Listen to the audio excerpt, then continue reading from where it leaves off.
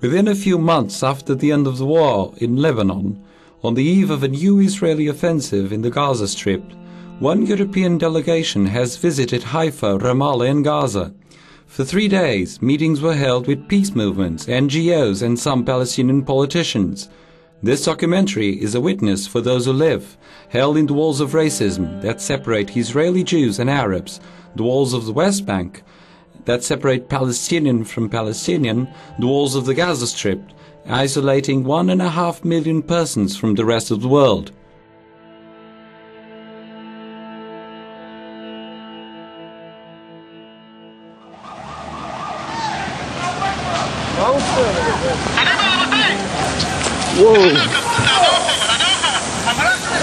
July 2006. Responding to the kidnapping of 2 soldiers, Israel begins a full-fledged attack against Lebanon. Hezbollah countered with Katyusha missile launches over northern Israel. Many of them reached Arab neighborhoods in Haifa. One of them destroys the head offices for the pro-Arab newspaper. The Arab population numbered almost half of Israeli casualties, while Lebanon is destroyed. 1,000 Arab Lebanese died. Israel loses the war and spins into political crisis. Peace movements are not strong enough, and Avigdor Lieberman, Russian right-wing leader for the Israelis, gains admittance to the Olmert government. Military action continues in the Gaza Strip. After the war, Israeli Palestinians resume their contradictory status. I should be frank about it. I mean, this war, as a Palestinian citizen of Israel, made me see how schizophrenic our situation is. On one hand, as I said, I was under the rockets. My children were in danger.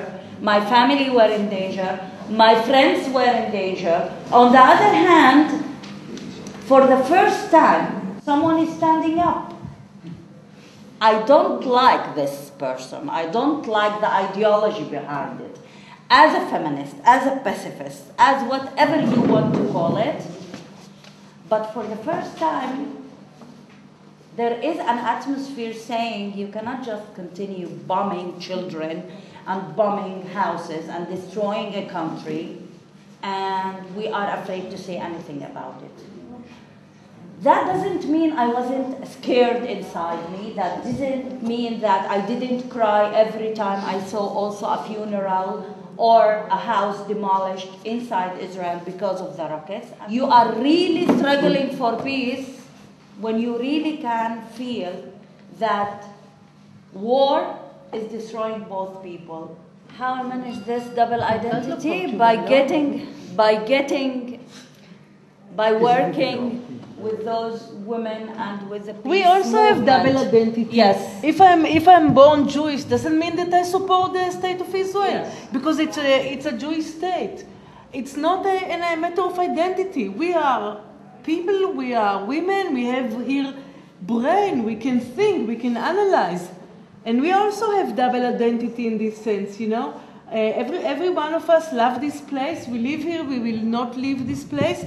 But we are opposing the policy of this state wholeheartedly. 100% me, 100% Ida, or Ruti, or anyone in the peace movement. So in a way, it's an unfair question. So what if I was not born a Palestinian? Or so what if Ida happens to be born Palestinian? Can we choose? Can you change? No, I mean, we were born to a family and we have to be part of it. It does not mean that we are willingly supporting a policy of destruction or a policy of hatred or a policy of racism. On the contrary. And we also sometimes feel, you know, this, what am I doing? You know, I'm living in this country, I do not support it. I'm in internal exile, you know. Don't you feel the same sometimes to your state, to your country? Yes, yes. So, here you are. I was Zionist leader, actually. I was one of the establishers of Hashemat Tza'ir, the youth left movement in Ukraine.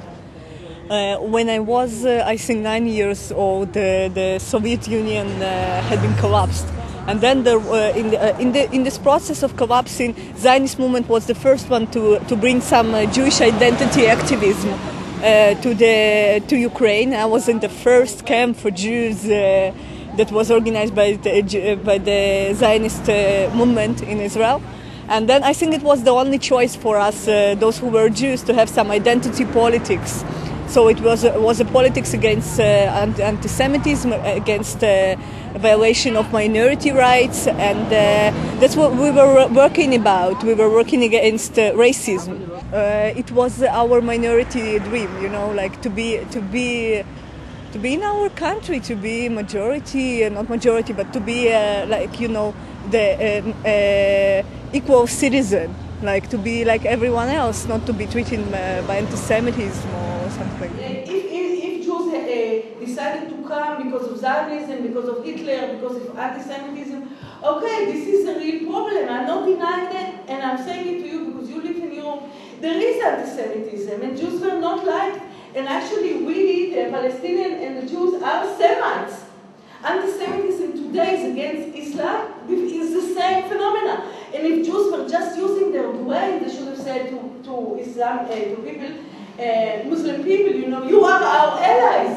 As we fought anti-Semitism before, because it was directed to us, we will support you because we are all Semites. And I feel that an obligation of mine is to use this power that I have, being part of majority, to help that minority human rights.